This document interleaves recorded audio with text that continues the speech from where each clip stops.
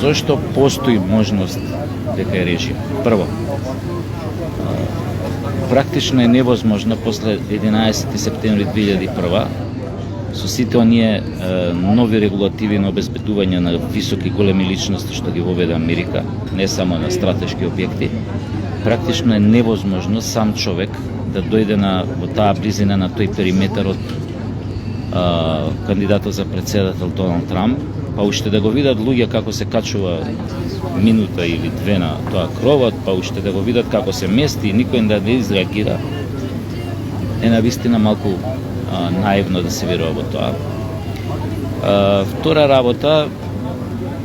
тоа и би можело некако да се протне низ филтрите на разумот, доколку некој намерно го оставил да се качи и да се намести убаво и да пука.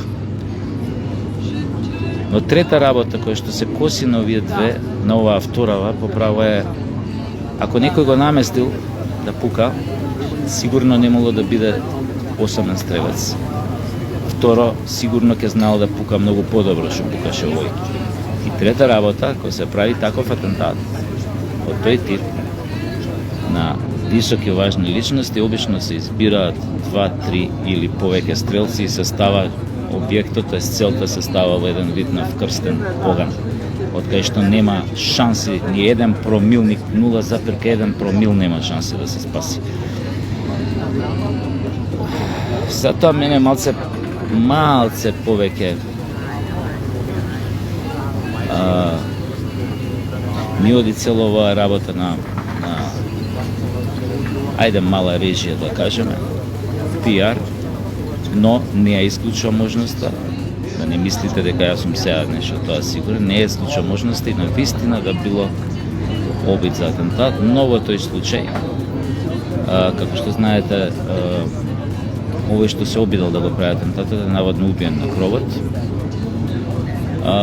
Знаете, секогаш ја верувам у тоа, овој свет е создаден од многу случајности и не секогаш работите што се одвиваат во светот се дел или последица на некој заговор. Едноставно, ние луѓето ние само мислиме дека имаме контрола над сите нешто на овој свет, уствари ја немаме таа контрола. И токму затоа светот дозволува случајности, значи постои можност, пак ќе кажам, вистина да бил некој осаменик, кој што X лични причини и мотиви успел некако во таа гужва да избегне на прстените на обезбедување на Трамп и да се качи на таа амбар, што било тоа штала, поиме немам што било. Но пак ќе кажам, тоа во овие околности, кога се работи за таков начин, за такви високи личности, за такво обезбедување, особено по 2001-11 септември што се случи на американците, ја мислам дека практично е невозможно вооружен човек, особено со пушка, на тоа обезбедување, на тој периметар, близок до жртвата, до целта, да се качи на тој амбар. И за крај само ќе кажем што ова, луѓето не знаат, кој е немал искуства со такви воени работи. Значи, извонредно е тешко да се изведе атентат со пушка на висока личност. Извонредно е тешко, извонредно е ризично, дури ако имаш снајперски нишан или оптички нишан. И затоа обично ваквите атентати практично се подготвувани од одредени тајни служби, кај што се врвни професионалци вклучени во обезбедување на местото, локацијата кај што ќе се изврши атентатот, проверка на локацијата, зошто беше таа локација, кое време точно од кој момент, ако се работи за колона, ако се работи за говорник, некој ако се работи за ова, како, на кој начин и како што кажав, за таа работа, затоа се бираат најдобрите од најдобрите, значи крем од кремот во тие служби кои што го организираат и се директни учесници во изведбата на атентатот, дали логистика, дали оние кои што пукаат. И најчесто тие што пукаат никогаш не е еден. Тоа се после приказни за јавноста, за мали деца, како што беше во случаите на Кенеди,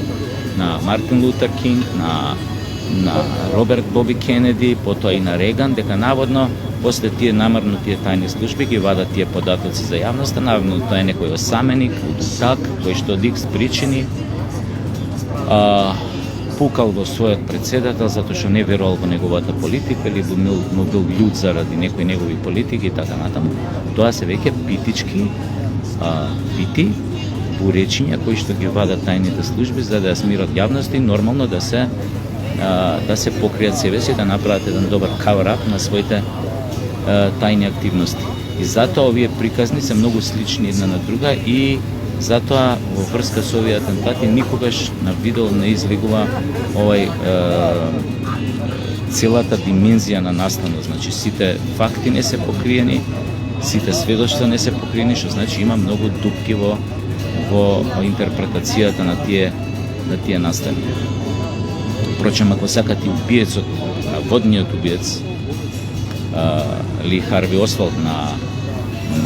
Џон Кенеди беше исто убиен кога го изнесува од полициската станица, наводно од лудиот ситен мафијаш, му го заборев сега името како му беше, кој што му бил киве на Кенеди за неговата наводно про-кастровска политика, про-руска, про-комунистичка и решил да пука да го казни својот председател, мислам еден најобичен макро крадец, доушник на мафијата или соработник на мафијата, што е смешно, мислам, самата приказна беше смешна, но тие се генерално приказните што се вртат околу вакви работи, кога тајните служби сакаат да ги покријат вистинските наредбодавачи и извршители на нив. Се надевам дека малце осветлив некои работи во врска со она што му се случи вчера на Трамп. Му посакувам брзо да закрепне, да оздрави и нормално му посакувам и да победи на изборите и веројатно да се обиде макар за трошка, за јота да ја спаси погубната американска политика, особено на порешната и